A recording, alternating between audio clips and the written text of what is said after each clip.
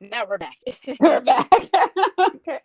Yeah, I don't know what's going on. Sometimes this, technology is dumb. But It may have been on my side. I had a call come through, so when I okay. ignored it, that's when I noticed. But I don't know if I put my thing on airplane up. Well, just won't touch anything. Hopefully, no one calls me.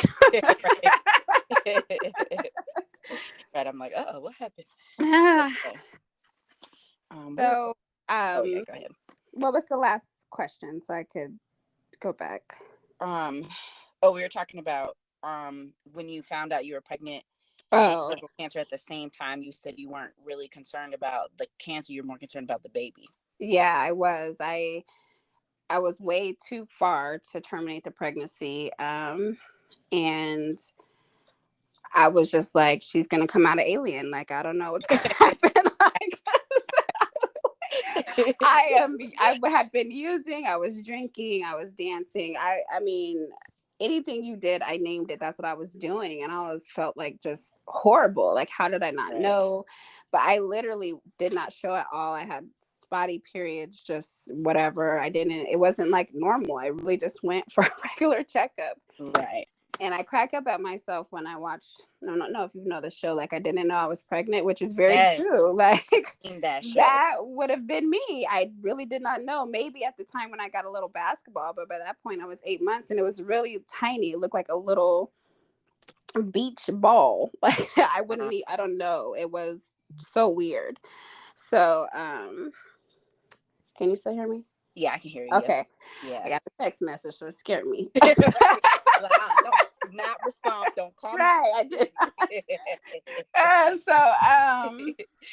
Yeah, I think that's why my health took a back burner, because I didn't even really know how serious it was. It was just like, I thought baby first. I didn't even like, okay, you're telling me something's wrong, but I don't think I really grasped at that time like how serious it was. All I really cared about is, wow, I'm about to have a kid. Right. And you were 18 at this time, right? Yeah, I Okay. gave birth at 19. Mm-hmm. Yeah. So do your daughters like know everything that you've been through, or have you kind of like told them things but kind of sugarcoated it, or you just been like real raw with like your story with them? Initially they had no idea. Like, all they knew is that, mom worked 2 jobs, and when I went out or got dressed really pretty, they figured I was going out. They're always with their papa and my dad, or someone, there's my who I call my stepmom. So they never really had an idea until Florida. When we moved to Right. Florida, we went through family therapy, and at that time they were Right. only in 3rd and 5th grade. So we started developing, because I realized I wasn't really a parent. Like, I provided for them, but I wasn't Right. I a remember parent. you wrote that in the book. Yeah. So, when they got into middle school is when I told them everything, because I felt like in order for them to know certain things, they needed to know the truth. And it could have went one or two ways. They could have hated me, or Right. they could have respected me for it. And I say it all the time, like, God has truly blessed me with some beautiful girls, because they recognize everything that I've gone through and don't hold me accountable for any of that. So That's beautiful. yeah, so now um they're definitely pillars to who I am today, and they know everything. So That's yeah. really amazing. And kudos to you, because a lot of people, again, with that accountability, it's like they don't understand, how their lives affect their children's lives. And I love that you put in here, I, like you said, I was just providing for them. I didn't even know their favorite color and all of that stuff. Mm-hmm. Really wanted to know those things. And that's me as an auntie. I'm like, I want to know what the kids are involved in. I want to know, because I feel like that builds value for them, because they're like, this person really cares about me. Yeah. My mom and dad really want to know why I feel sad today, and I feel Mm-hmm. like that really can change and save some kids' lives, because a lot of kids who are just so isolated from their parents working all the time and not being there, they end up feeling like they shouldn't be here, Yeah. and then they want to, take their own life and all that kind of stuff. So, I definitely give you kudos for doing that. That's like Yeah. amazing. And your kids just going to therapy and like letting them know as well, especially as young Black girls, because Black families, and I discussed this with like the guys podcast I had about how Black families have made it seem like going to therapy is such a bad thing. Yeah. And it's like, Like you're no, crazy or yeah, something. Like, like what's yeah. wrong with you? Like, and it's like, what's wrong with me? You know what I'm saying? Right. So it's like, get, let me And have that's my something business. I really hold firm in my house. Just because I'm an adult does not make me right. I'm very wrong on multiple occasions where I have to eat what I say and come back apologize to my kids to today. Yeah. And what happens in this house does not stay in this house. If I'm Right. doing something in this house that is hurting you and I'm not fixing it, then yes, please find help elsewhere, because I don't. The hardest part of this journey has been seeing the trauma that I've created in my kids Mm, because of the trauma that I've been through. right. Even to this day, my kids are so night and day. Like, I cringe, like, oh my God, that's trauma. That's trauma. But Right. Right. trying to like help them through that. You know what I mean? Because that's the woman they knew for so long. It's hard to unvamp that. Like, they're going through just 8, 9 years of recovery versus the whole beginning of their life was chaos and they Right. didn't even know it. So I'm glad that I was able to come out of it, not only for them, but for myself. But so they have the tools now to learn to rebuild and know that they have people and resources that they can talk to outside of me. And I'm completely comfortable for that. Like, if what we Right. can't talk about and cannot be mended or fixed, then yes, talk to someone else. And that's another thing with parents. Like, you can't treat each kid the same. Like, my oldest daughter, Right. she tells me everything, probably a little TMI that I probably don't need to know, but she'll tell Right. me literally everything. And then my youngest daughter, we're so alike. She's like me, to where we have to write to each other. Like, she can't verbalize stuff to me as well as she can when she can write it. So Mm, we have a journal. When we're really mad at each other, we sit here to write notes like we in high school, but that's what works for her, right. to get our feelings across and to know that she is being heard and listened to, because you know, words do hurt, and we understand the impact of that. But I also let her have that right and not say, use your words or come talk to me, you're going to say this. That's not what works for her. Right. And so for That's us to be beautiful. able to have a conversation, for her to say some really, my kids have said it ain't been just like butterflies and rainbows. They've said some Right. pretty gut wrenching things to me. And it makes you look in the mirror like, okay, you're right. Right. You're like, But dang, you told me about myself and I don't. yes. Okay. And that's hard for parents, because Right. parents feel like you're the adult just because, but no, that's not true. Like, our kids are being molded by what they see. Yep. And so yeah, so it's very, very different for both of my kids. But um I would not take the relationship we had away, and I wouldn't even take back anything I've been through. A lot of that's a question I've been asked too, is would I change anything? And no, because um I went through it for a reason. I think I'm here to help other people. Right. Right. And I think that's really good. And you hit it right on the nail. Like understanding that your kids, everybody's different for a reason, but it's all about Hmm. learning that and understanding. You know, it's almost like the room, who and how to talk to people and certain people, what to say around certain people, what not to say, because everybody, reacts differently. And some people can't handle, like like how you said your kids have said some stuff to you that you're like, oh, but that's Hmm. real. Yeah. Some people can't handle the real. They rather have it sugar coated, and then that just creates consistent problems, and it just makes things even more horrible. So I think Yeah, I that's think it's the perception of there being a kid, because had your friend told you that, would you would have responded in the same way? So the fact that it's right. a child saying that to you, and your child, not just some run of the mill kid, um, Exactly. that hurts. It's a different type of level of like, oh, like you, Right. like. And I'm like, I feel okay. like kids are really honest because they're not really tainted by the world yet. So they're just really honest, and they want to say things, and sometimes your feelings are hurt, but you're just like, they see the real sometimes. Like, it's pretty interesting some of the responses I've gotten from kids when I talk to them. I'm like, what? like Yes, like who taught definitely. you? And they'll be like, Auntie Pookie, I am a grown up. Okay, you be grown. Do your thing, boo boo. So that, kids are just so interesting. But Yeah. and you said, your kids were with your dad all the time. Um and I laughed at your comment when you were like clowning your mom on the men that she dating with. And look, I was laughing so hard. I was like, that is too funny. But you know, when you got to meet your dad for the first time, and I know he was like not really talkative, and you guys had a moment like where you cried and whatnot. Um, since that day, how do you like feel about you and your dad's relationship now? Like, are you guys very, very close? Like, he knows everything about the past. Like, how is your guys' relationship? It's had its ups and downs. We're very, very close, but it's hard for me to. I think it's still building. He has a very close relationship with my daughters because he's Papa. Like they Right, don't know him any different. right.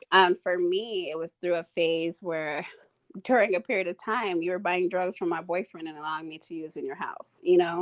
So he is like home And for a little while. yeah, Mm. so for a little bit I didn't even recognize him as a father. It was really just like spending time with him and knew he was my dad. And you get drugs from my dude and I'm about to do a couple lines, you know what I mean? Like that's what it was.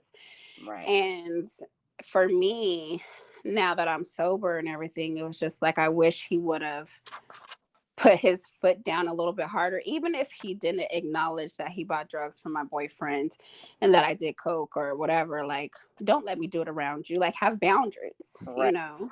Um, but I also know in that same breath that he didn't really know how to be a father, right, and he probably just wanted his daughter around. So right, he's not going to do anything that's going to upset me either. right. So it's been a learning process, a building process, but anybody knows me now, like my dad is my life. Like Yeah, I love that man to death. And um I had to recognize my behavior in that too. So yeah. I I think it's just still ever changing, ever growing, and just acknowledging who you are in those moments and being able to. It only works if both parties to take accountability. Nobody can True. point fingers. And again, to my dad's point, even though my mom never said anything bad about him, what was she doing to allow him to be in her life? I will never Right, know that. right, So, and stuff I heard about my dad, he was very forthcoming and told me the truth about his past and things that he did. So I think it's just something that continues to build. But now we have a really good relationship with. It's we have our spats like dad daughter do, but right, right. I wouldn't change it for anything. That's good. That's dope. Well, I'm glad your guys' like relationship has gotten better. Yeah. Annie's around your kids. Like, grandparents are totally different around their grandkids. Let me just say, no. Yes. they are. They're They like, are did you very just much. get candy for breakfast? Like, Yes. what? Like, so um that's really awesome. Then that's good to hear.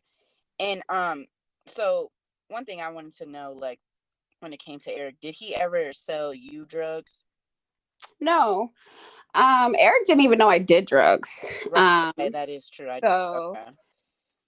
Right. he but Eric was never really around. Like, Right. how can I like we were together for so long, it just felt like we had to do this family type thing. You know what I Right. mean? Like, Accountability. Yep. yeah, I was like, I'm gonna go with my boys and I want you to be gone because I don't want to have sex with you type thing. You know what I mean? Right. But I'm gonna get mad at you at the same breath for cheating on me. It was very, very weird mentality. Right. But it was, what made my world feel comfortable. Right. And it's how I coped. And I did it for so long. I knew how to mask it for so long. And Right. even if people suspected something, they always suspected it was a different drug, or if it was Ty's super bubbly today, or Ty's super quiet today, or you know what I mean? Like Right. they never really, no one really seen me. And so it was the people who see me who I stuck to, you know what I mean? So Right. Right. Makes sense. And it's always like comfortable to be comfortable until it's yeah. comfortable, because I'm just reading, like, when you were trying to leave him and stuff, and he wanted to have sex with you all the time, and there were times where you didn't want to, and it's like people don't really realize like the trauma that goes through when you went through everything you went through, and Yeah. like that's just not what I'm craving. And like Eric not like really being there and just being absent, like how you said in the book here. It's like then you want to come home and just be all up on me when you're up on all these other people. Like it Hmm. it could make, like, to me, I was like, dang, I feel like this is just dirty. Like I felt like you probably felt dirty Yeah. because you're just like, oh, you're just coming to me like on sloppy seconds. Right. You know what I'm saying? Yeah. It felt like just fulfilling a need. Like, okay, you're not going out today, so let me just sleep with the girl who's my girlfriend. You know what I mean? It Right. didn't feel like any type of connection. And another thing, Eric knew about my rape. And the only difference that Eric did not know is that Mickey, I used my little sister as my child because I couldn't wrap my brain around not being in Anicia's life. Right. Right. Like I didn't want people to think a certain type of way. I didn't have the answers to the questions like, where is she? This. So I put my sister in that position. Right. And it still hurts me and bothers me to this day because I even told her that as a child. Like, I'm telling everybody you my baby. So I let them know that you call me Ty, but I'm your mom type thing. And she went along with it because I Right. was big sis. And total trauma, you know, that she Right. went through for years. So that's the only part that he did not know, is that Mickey truly wasn't my child. But the fact of a man knowing what happened to me and still like say less type thing, Right. like it's unseen, like you're here now, so let that be done, um Right. was probably, I know that now, but back then I didn't realize that that was what was causing the issue. Right.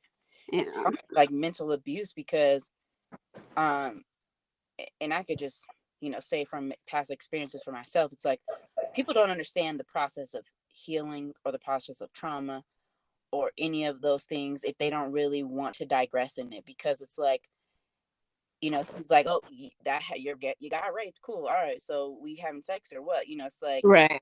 It's like you're bypassing what I went through because you didn't go through that, or you don't want to understand how I felt going through that, or you don't want to like help me kind of heal from that. And it sucks because then you go back into getting manipulated and thinking like, oh, this is love, he loves me, so I'ma just do it. Right. And it just turns into just the most horrible thing ever. So it's Yeah. like it, that really just, I was just like, a part of me was like, men ain't shit. That's like Yeah, and for me, you know, sex was a tool. I knew how to use it to get what I wanted. right. But then Sex once I sells. had that connection, it was just like, okay, I don't want sex because I want the connection now. So I didn't know how to separate the two. For me, sex was a tool. Like, Yep. okay, I'm going to have sex with you to do this because I know if I do it this way, you'll give me XYZ. Okay, now I have feelings for you. Let's separate the sex and I want that connection. But as a child, even 18, 19, you're 8, 9 years above 10, you still don't know what you're doing, you Right. know? Right. You barely Um, know how to have sex. Shoot. yeah, you know what I Yeah. mean? So it was still like, okay, like in my brain, it was like, I don't have to use sex anymore. I have this connection. But no, that's what men want. They want that physical piece, Yeah. you know, whatever age is. And I didn't know how to separate those two. So that was like the hardest piece.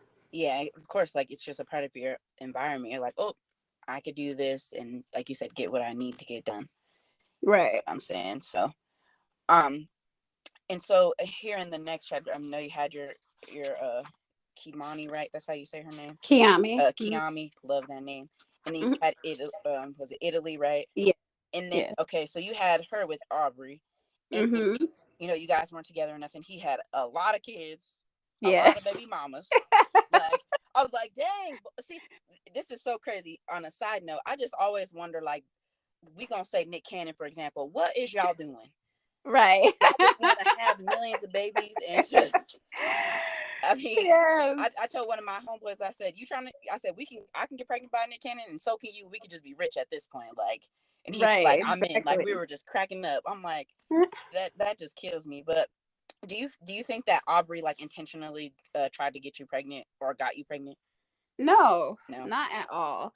Um, I think it was a drunk night, and Right. Yep, I did read that.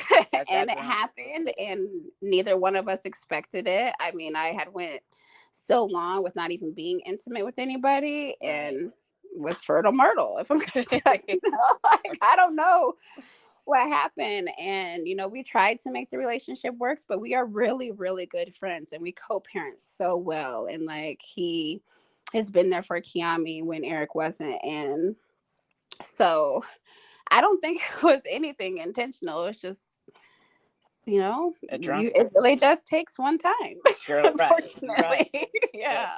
That makes sense. Okay. I'm like, I was wondering because I was like, he got a lot of people on. What he doing? What is he doing? Now this, well, I mean, because I've known you for a long time, but obviously I didn't like know deep into your life. Like, and I feel like I know you even more like reading your book. Yeah. When you did the escorting, I Hmm. I actually know like a few girls that do it, and I mean, I'm just a scary butt, so I'm like, I couldn't even digress into that. But what made you want to get into it? I know like the money was great, but like, was there any other aspect of it, or was just like straight the money? Control. I can control men. You want something from me, and the price that I give you, or if I tell you no, or I have to do it at this time, you're under my beck and call.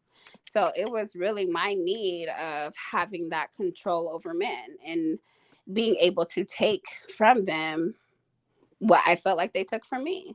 Right. You know, so it wasn't something like I had to do it. If I've had an education, even through the trauma and stuff that I've been through, I've always maintained a job, things like that. I always Right. operated in two worlds. So it wasn't something I needed to do.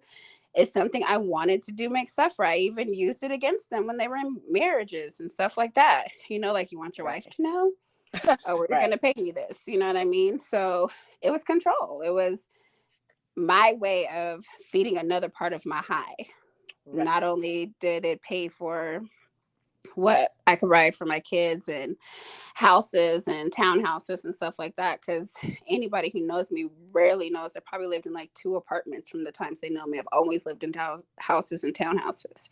Right. So, but that was equivalent from my lifestyle. You know what I mean? Like, how are you living in this beautiful townhome working at DirecTV? You know what I mean? Even back then.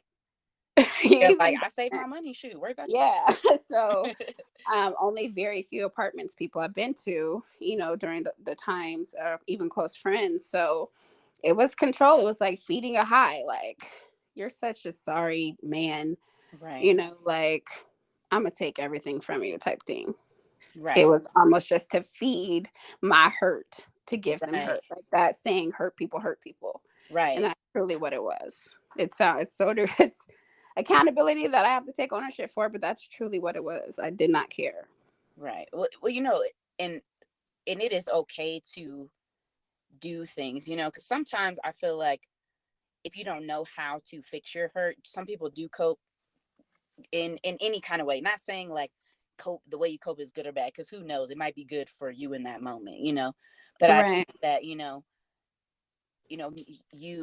didn't have control over so many things growing up, like your Michael, and then your auntie keeping the secrets, and then going through everything you went through. It's like it makes perfect sense when it's like, you know what, cool, now I can control this and I can make you look stupid and I could fulfill the cup I need to fill, even though it's like it's more pain, because it's like, oh, now you're connected to those people and you're just like, ugh, but you're still like getting paid, you know what I'm saying? So Yeah.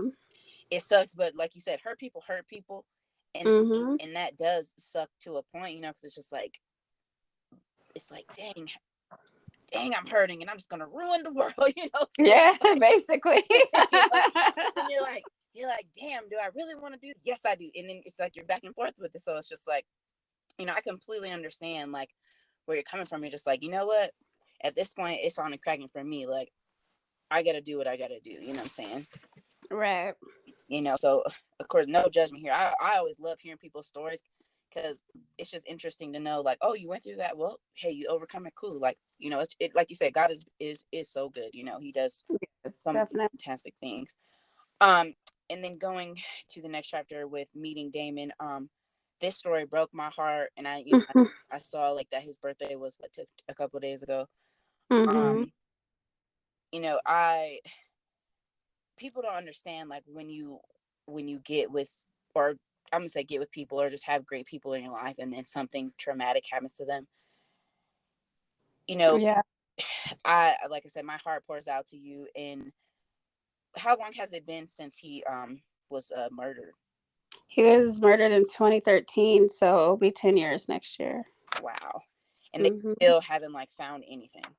Nope, it's still a cold case, and yeah. Do you think like the cops aren't looking? Well, I guess I should say, was he black? He was black. Mm-hmm. Like, do you think that the cops kind of were just like, whatever, because he's another black man killed?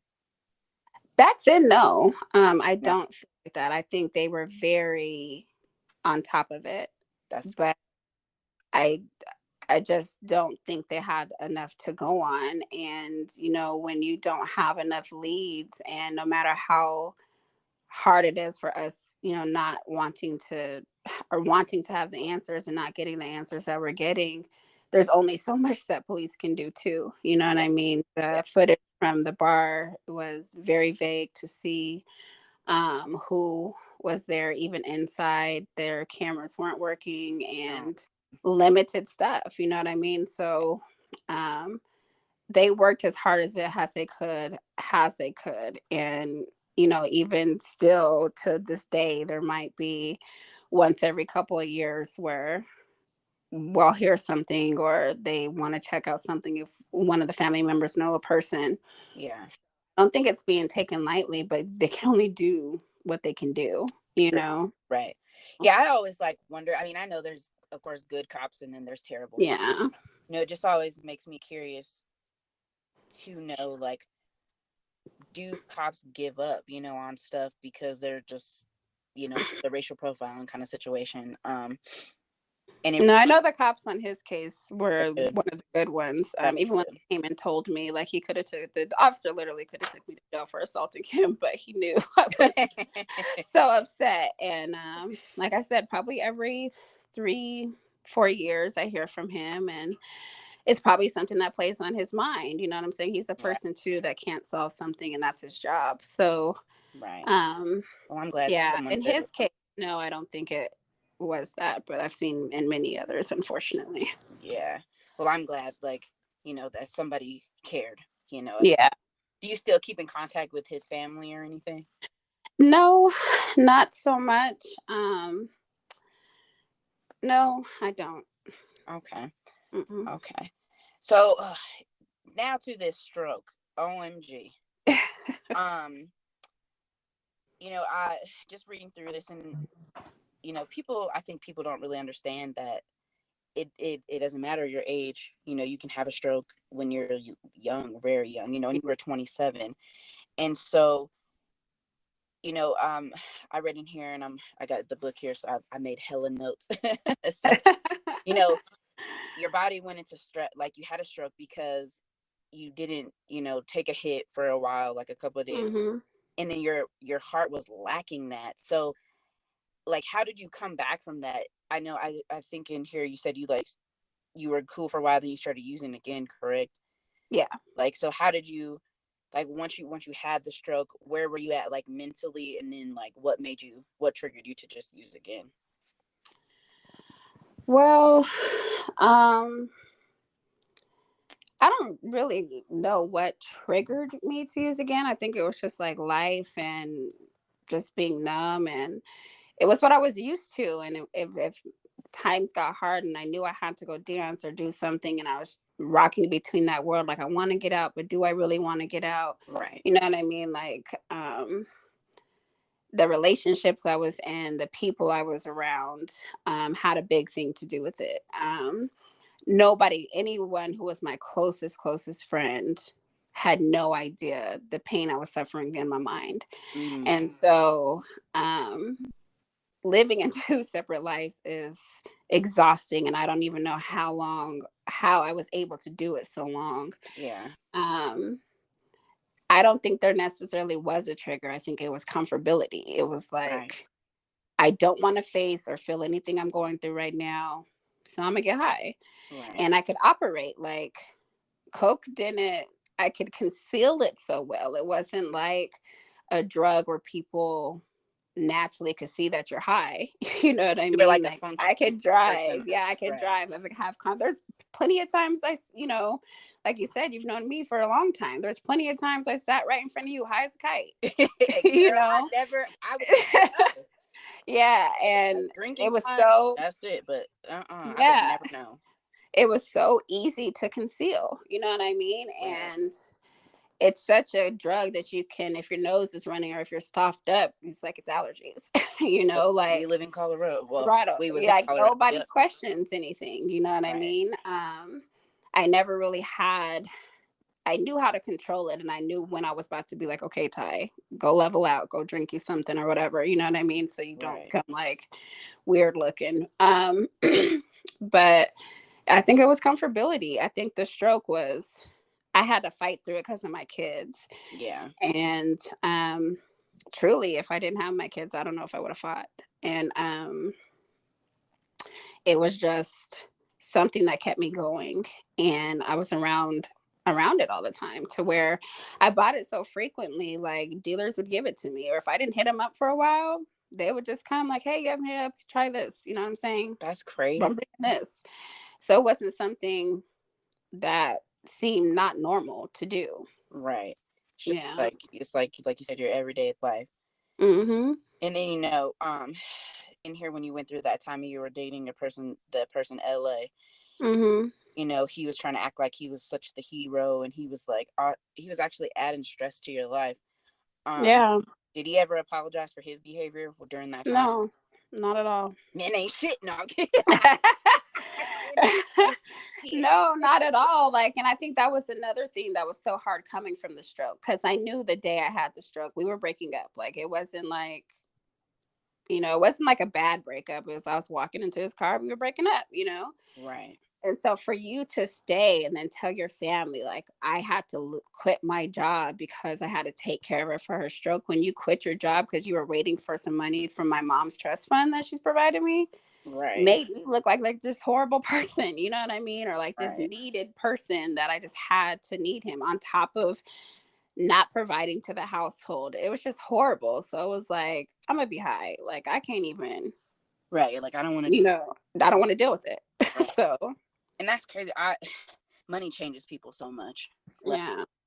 Like I had like a friend who was like so money hungry, always working 24/7, doing all these things, and it's like, when you gonna sleep? Because you're Mm-hmm. zombie. Like, what people don't realize, and one of my really good friends, him and I talk about this all the time. He's like, we are the most horrible country when it comes to money. Like, and God didn't create money. Right. Humans did. So it's like money is so evil, and people are willing to kill and to sabotage others just to get $5. Like, Right. it's really freaking terrible. I I've always tell people I'm broke, Right. but I got.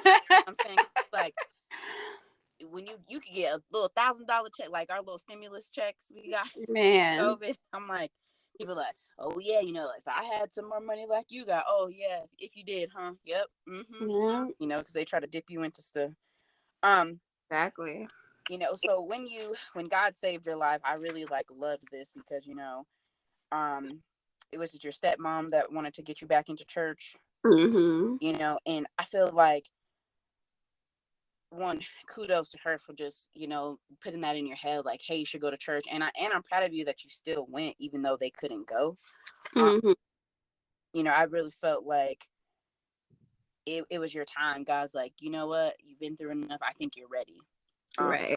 and I like just reading through this, how you transform, and going back to what we were talking about earlier, how you wanted to learn your daughters, and how you realize that some of the things they liked, like the pink dresses or the pink princess stuff, you're like, that trend faded, and my oldest likes this now, and her favorite color is blue, and all that kind of stuff. Yeah. Like, I really love how, you got back to the basics of being a parent, and just realizing, like, you need God, and I love that.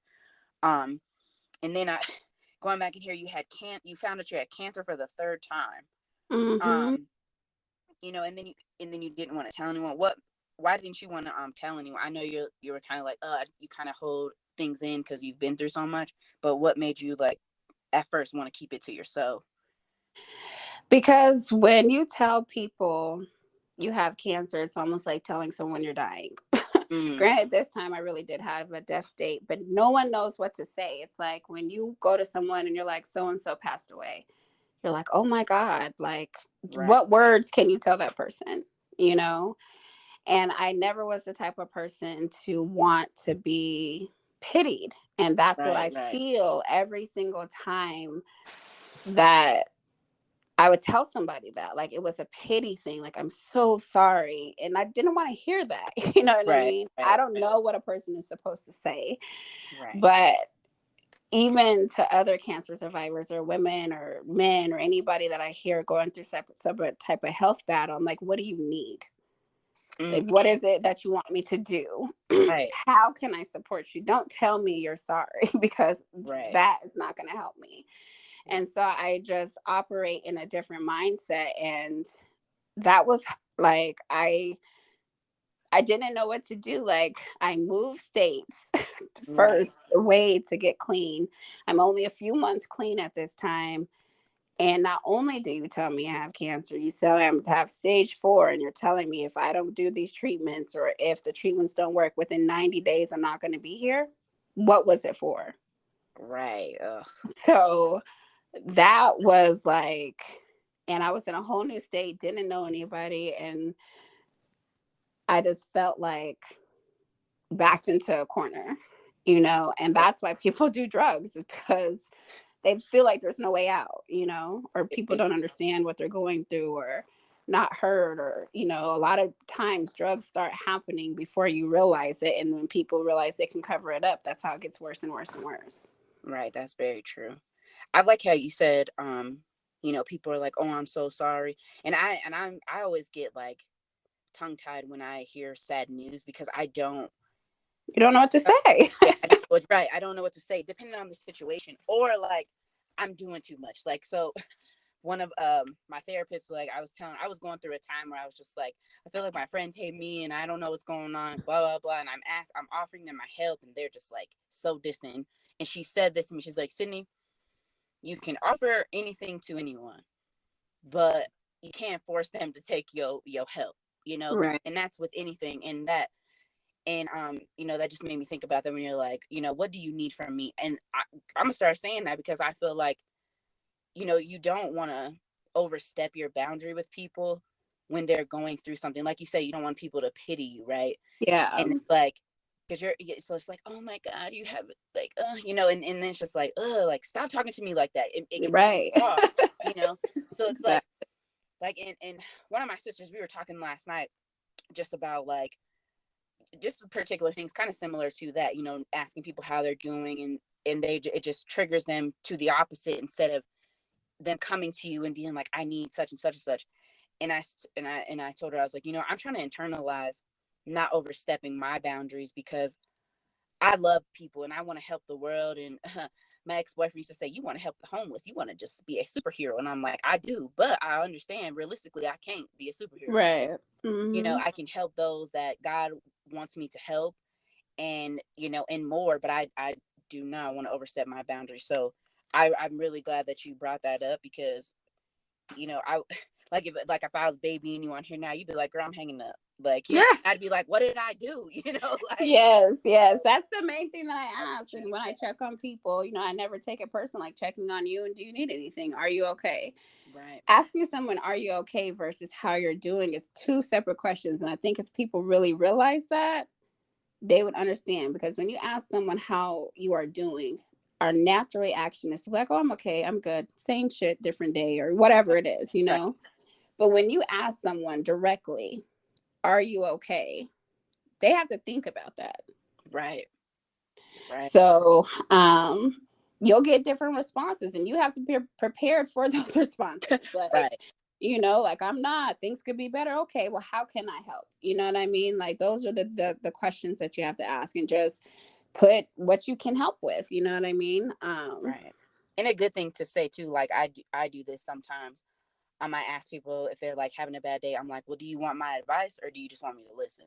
Right, Because I'm exactly. just fix it. I will tell you 8 million things to fix your problem, and you're still pissed off. And it's just like, you know, I'd rather you vent about it, and then you're like, Exactly. what should Yes, I do very, now? very true. You know. Mm-hmm. So, um, and so like when you had to go through chemo and stuff like that through the cancer, I heard that.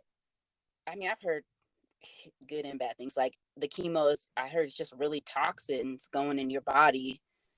Yeah. So like it's like almost like bullets going through your body to shoot the cancer out, and it just kind of deteriorates you and your strength. Like, did you have like did the chemo, like especially because you had stage 4 and you had to go through so much treatment, 8 hours, Mhm.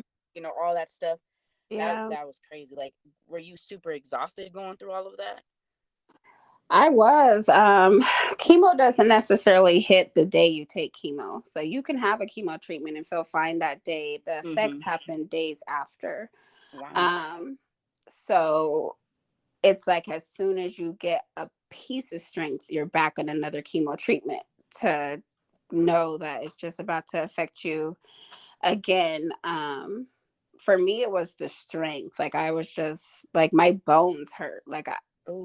it was just to do simple tasks of sitting on a toilet to trying to get up from the toilet to, you know, I fell carrying a empty laundry basket, empty Right. laundry basket. um you know, it's not so much your skin looks like alligator skin, it's not even normal skin anymore. It's like all the nutrients are getting sucked out of you, like you're about to look like something off of, I don't even know, a zombie or something. Right.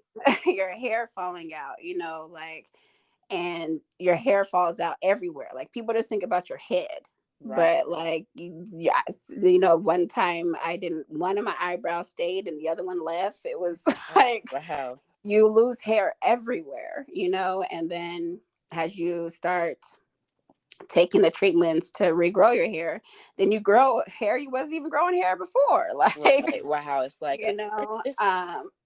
it's it's more than just the vomiting and not being sleepy. Like, it's literally like life changing because you can't naturally do stuff. You can't hold your bowels. You can't hold if you're going to cry or if you're going to vomit, or you just don't know what's going to happen. Like, it's like your body loses control over itself. So that's the hardest piece of, you don't have control over your body. Right. Like, I don't think people, you know, put those two and two together. Like, even with the stroke, it was so crazy because the doctors kept asking me the questions, and in my mind, I felt like I was answering them, Right. But and you I did were not verbal, know right? until, huh? When you were able to talk, right? For a Yeah, little I wasn't bit. able to talk or move my left side at all. Wow. And it wasn't until my doctor was like, move your left foot. And when you're looking at your left side of your body or any limb, Right. like, move, and it doesn't move, like, Right. that is, it's scary, you know what I mean? Because you have no control over what's happening with your body. Right. So, Yeah, that could definitely be like traumatizing. yeah. I mean, I didn't even know the severity. Like one of my girlfriends, she has cervical cancer, and I don't know the logistics because, like you said, like she and her are like you guys are very similar. She's like, I don't really want to tell people what's going on. Like, I just want to handle it by myself, and you know, and I told her like, you know, girl, I'm here to walk with you. I don't know what I could do, but I'm here to walk with you. And she, you know, she's always exhausted, and it's just like it just sucks because you're just like, ugh, how much longer do I get to deal with this, or how much longer am I going to live, and it's like, and then with you having like your death date, like that was just traumatizing for me. And it's like, even in that moment, did you feel like you were just like, I'm done, I just rather take my life right now? My first thing went to be like, I need to find drugs. It wasn't about Oh taking yeah. my life. I never really thought about taking my life or anything like that. I'm a believer. I think it's a cop out. I just can't do it. Not that Right. anyone who's committed suicide have copped out. I don't want that to come off like that. Just for myself, Right, but you're entitled to completely for yourself. myself. Yeah, yeah. Um, I never thought about that. It was always like, let me be numb from the situation. Mm-hmm. So that was like the hardest battle to fight. Yeah, that makes sense. So, And then okay, so like I read in here, like when you had cervical cancer and it spread, and then you ended up having to get a hysterectomy so young. mm-hmm. Where did that take you mentally? At first, I was devastated. Yeah. Um, at the time, I was still very early 30s. I'm not married. And at that time, I was like, men still want kids and I can't have any more kids, like taking the option away of me being a woman, and just my mind was all over the place. Then that's why it took me so long, because I probably should have had to have the hysterectomy after I had Kiami, which Illy wouldn't even be here. Yeah. Because I always had aggressive uterine and cervical cancers, attacks both areas. Mm-hmm. And that was the hardest part for me. And it wasn't until I spoke with a woman who I worked with, who's SG. I just listed her in the book as SG. And she gave me the strength, like, Ty, you're still going to be a woman. You're still going to be beautiful. You're still going to be able to possess all of those things. There's still adoption. I can still collect eggs. Like, there were so many other Right. things that I didn't think of. Right. All I knew is like, you're just taking my insides and I'm not going to have any of my female parts. It's what I felt like. Like, I have a vagina, but Right. that's it. So it was hard. And I had to get over that piece too, of not being able. My brother, he's gay, and he wanted me to be his surrogate. Mm-hmm. And being able to tell him, like, I can't do that now. So it was a lot of different things and emotions during that piece. Yeah. And then like once you went through all of that, is that when you started going to therapy? Yeah, I've always been in and out of therapy since high school. Okay. But it was really like never going through my trauma. It's like, okay, you've had all this trauma. What's affecting you today? Right. I needed to go through trauma specific counseling, and I never knew that. I just never dealt with my trauma. It was like all of my therapists knew that, and I guess maybe they were under the assumption that we had dealt with it at certain points, but we never had. So it was only dealing with day to day. A lot of my theory was more centered around my addiction and getting me clean versus dealing with what is keeping me with the addiction. Right. And how long have you been clean now, if you don't mind me asking? 9 years. Oh, okay. Just this September. Hey, So just last month, it's 9 years. Good. I'm all here. I have. To see me. Yes. So I would not say it's been consecutive 9 years. Okay. I have relapsed probably about 12 times in those 9 years. Okay. But it wasn't more than a session. So well, hey, when you're an progress addict is good. So that's okay. Yeah. Yeah, when you're an addict, you're always an addict, consecutively though, I've Yeah. been clean 4 years. So Okay, we'll see. yeah. Hey, that's really good. I'm proud of you. That's good. That is something, you know what I'm saying? Because I know I mean my best friend who I've known since I was 14, I think I've seen him sober one time because he's an alcoholic. Mm-hmm. He's like a functioning alcoholic, and it sucks. And he always gets in those moments. I'm gonna be sober, then he'll be sober, then he relapses. So I know that it is very hard to do, especially Mm-hmm. because it's every freaking where. Yeah, alcohol is probably one of the worst. Yep. I want to say opiates and alcohol, because those are true physical addiction. Not that cocaine and crack and other stuff isn't, but yeah. And now fentanyl. Ugh. Yeah, Now, it's a completely different, like, when you do coke or crack, you're more so tired, you don't even realize that your body wants the drug, and a lot of times people will sleep it off for days and they're not sick or throwing up, they can still eat, we can still eat all of that. right, But for an opiate user and an alcohol user, they physically can't right, until they use their substance. So, right. um, addiction is very, very hard, and, if you haven't dealt with it, you don't know how to support it, and sometimes it's just a hard thing to see. Yeah, and it's like some people who are like you said, like really not educated on it, they don't understand the process of that you could relapse and then you could go along without it and then it could just something could trigger it. People don't really understand Yeah. all the factors of it. And so here with you like going to therapy and all of that, like I'm really glad that you were able to transform and grow. Like I'm really proud of you. Um and the story that really touched me was when your therapist went with you to meet And yeah. Anicia. And Mhm. I always wonder because I have friends that are adopted, and some of them are have rejected meeting their real parent because they're so angry with them. Mhm. But sometimes the adoptive parents have put bad stories in their minds. Mhm. That it's like a blessing that the family that adopted Anicia, like they were so open. I know it took a while because I read like for some months they didn't respond. And, Mhm. but like I know when you met her, it was kind of like weird because you're like, ugh, I'm nervous. What do I say? And then your therapist went with you, right?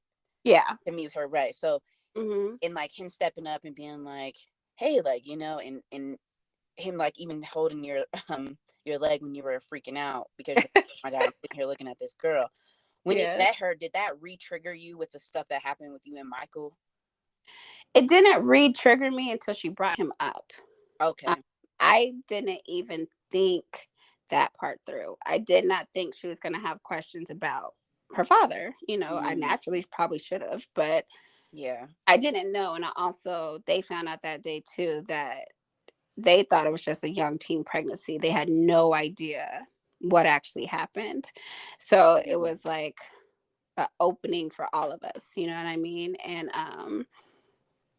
that's the piece. It's the opposite. It's funny that you say that they reject, some kids reject their parents because they're so angry with them. Where for me, it's the opposite. It's right. She hugged hard. you. She Yeah. smiled, and you were like, don't touch me," like Yes. because you're not a Yes. hugger. I read Yes. that. I was like, "What?" This girl I used to like know, amazing girl. She used to be like, "No touching, no touching." Yes. She would tell people that. And it was and it still is to this day. Like me and Yeah. her still talk, and we're like, she's coming down for Thanksgiving, and it's gonna be new for me, and I'm Right. trying to embrace that, but also in a healthy with serving my boundaries and hers. But Right. because her family is more so open, she's more open, and I'm still healing. So for me, it's not that I don't dislike her. I just don't feel as if I'm her parent. I feel like she's the reason I'm here, but to Right. rebuild that, or to build, not rebuild, because we never even had a relationship. To build that relationship for me, it's going to take a lot more time than what I think she may be prepared for. Right. So, well, I have to see how that goes, just because it's really hard for me to know that there was a whole child out here who I wasn't in their life, and how I am as a parent now. Right. Um, Right. that's hard for me. And then, two, knowing how she came into this world, Right. for her, it's just like I'm meeting, my mom, or the person who gave birth to me, and I want to know all these different things. But for me, she is trauma for me. So that is the piece that I'm still working through to this day. I'm open to knowing her. I'm open like to having those conversations, but it's not like an open arms thing. Not that I dislike her. It's just Right. I don't know who she is or how to be around her, especially with her being an adult now. Right. Because she's what, 22 then? Yeah, Yeah. 22. Hmm. Yeah. So, and that makes sense because it's like, obviously you're you are a really good parent. I'm always looking at your Facebook, girl. I'll be like, the girls learn how to drive and like all that kind of stuff. And it's like, I can just imagine like All of those milestones I wasn't there for, you right, know. right. And then it's like I feel like God is so freaking amazing to have her be so open in this moment because you've been through so much hell. And I think that Mhm. if it would have been the opposite, it would have been more hell for you to heal, because you're like, girl, you came in this world because I was raped. Like, it wasn't a good situation and you hate me for it. Yeah. But she's like, the opposite, like, oh my God, I want to know this woman. Like, it's okay what happened in her life and how I got here. I'm not mad at her for taking me or having me go to another life, even though it wasn't your choice, Mhm. but I just want her to like know I love her, and I guess it is different because she is older, and you have teenage girls. So it's like now it's like, okay, you're trying to build this relationship, and it's almost like now it's like you have another sister, but she's your daughter, Yeah. because she's 22. So Yeah. I'm And really. that's different too. Mhm. Because she was not happy about this book initially. Oh, Um, did you talk to her before you yes, wrote I it? did Okay. talk to her but prior. And you know, that's some that conversation I had with her. Like, you are a big piece of a lot of the trauma that I went through, and it's not to tell your story. Like, I don't even bring anything up about her story other than her parents. Right, right, Um, and you know, it's just a learning process of learning each other, and you know, my kids also too.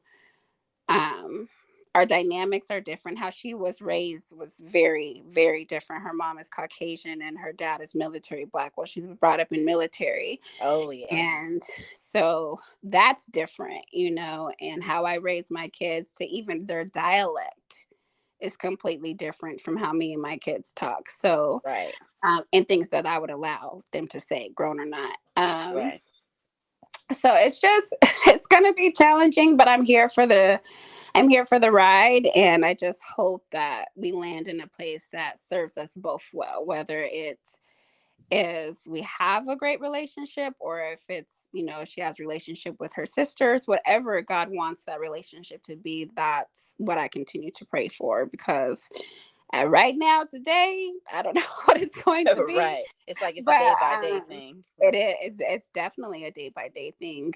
Just because it's so tender, and Right, um, I want to love her well through this process, but also want my kids to be able to be loved well through the process, also. right, right. Because it's like a whole new person coming in, and it's their Yeah, sister. They obviously may want to connect with her and stuff, and hopefully all of that, their relationships just build to be something like super great. yeah. I pray for that too, definitely. I I want to give you kudos to your forgiveness letters, or in the other letters you wrote to yourself. Oh, thank you. I love that because I'm doing this book called the Self Love Book for Women. And I think that what a lot of us fail to realize is like, we've all been through something in life. Like I said it before, like whether it was good or bad or super bad or really, really good, but we never talk to our younger selves. And Hmm. some people I see online, like, what would you tell your younger self? And I'm always like, for a minute I was like, I never really thought of that. And then like going through therapy, it's like I would tell my younger self too a lot of stuff. My younger self would be like, "Girl, are you still talking?" Like, Right. because it's like what we know now. Of course, we didn't know when we were younger. So Yeah. I really love, like, one, I love that you were able to heal and forgive people. Like, you know, the letter from Michael, and I won't read it because I want people to buy the book. But get you your coins. Yes. Like, I love how, like, in the beginning you were like, this is what you did, blah blah blah blah blah.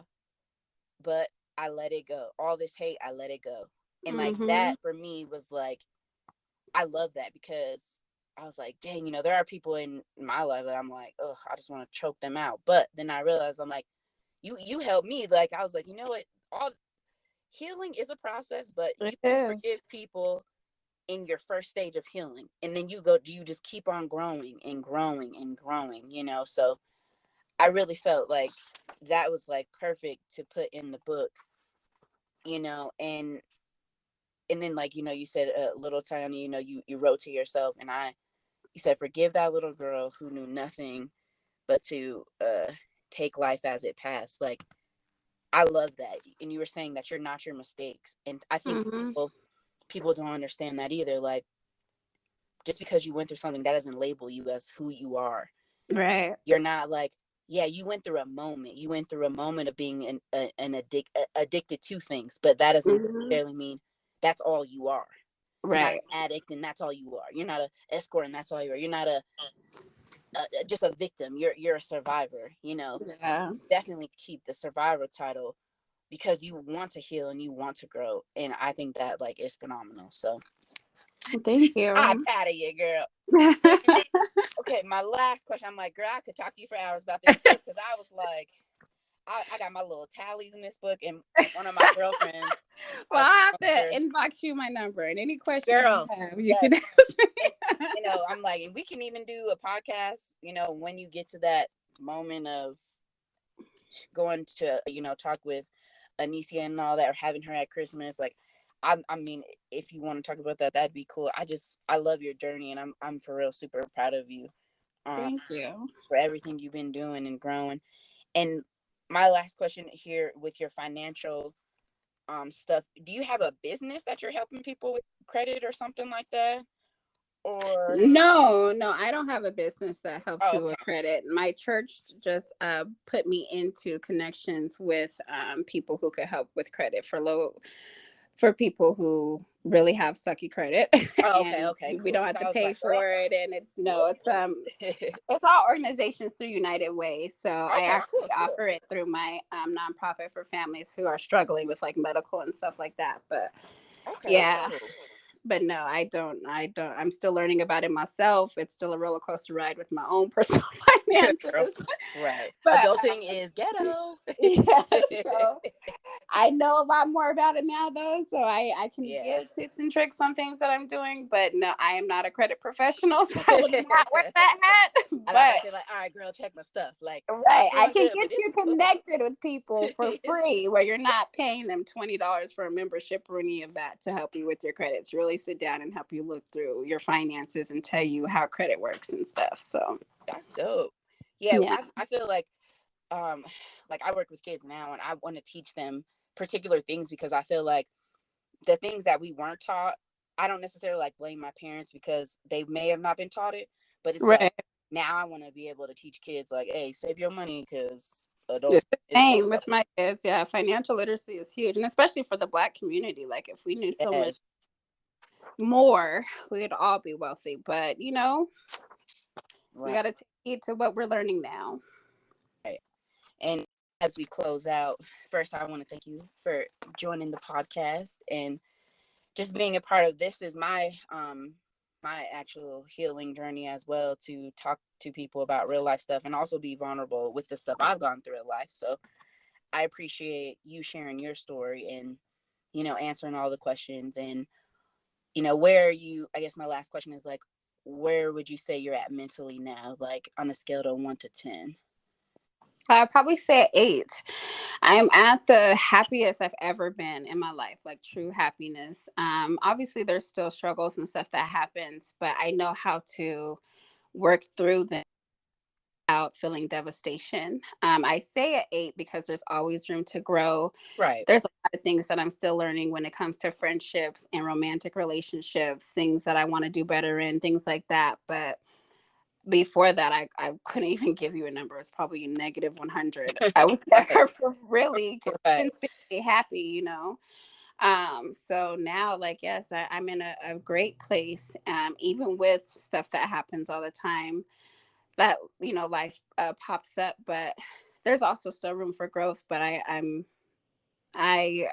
I'm just thankful on God keeping me, Right. and allowing me to help other people and allowing people to hear my conversations or read my book, even if they never talk to me, if it's a never, whoever reads this and it just helps you to know that you can make it, like, that's what it's about. Definitely. And where else can you find your book? I got from Barnes and Noble. So everywhere you can, it would be in stores in Barnes and Noble beginning of 2023. You can only buy it right now on barnesandnoble.com, but you can buy it on amazon.com, Apple Books, Google Play Books. There's a universal link. It's my link tree. You can get it off my IG at DBF support. Linktree will be in there. That's also my foundation IG. I do want to say, I don't know when this podcast is broadcasting, but I am fasting for the last 90 days of the year. So I will not be on social media. Okay. I'll be on social media Black Friday because I'm having a book special. Okay. As well as some other things that I've been working on with the nonprofit. So that's like the only day I'll be on social media, but I'm taking a 90-day cleanse. I'm doing the same thing, girl. Like, I'm so over it. Whenever this comes out, if you hear Black Friday, you'll see me post everywhere that weekend. So it'll be through Black Friday through Cyber Monday. But yeah, so and I'll definitely post that on my social media too. Yes. Well, thank you so much for your time. I'm really excited to just, see your growth. Like I feel like a parent right now. My baby is growing up. Thank you. Thank you again so much for, being a part of the podcast and just, being amazing. And like I said, I'm just so proud of you. And I just can't wait to see what more, comes from your growth in your life. So thank you so much for being here. No, thank you. All right. Well, thank you everybody for tuning in, and we are out. Good night.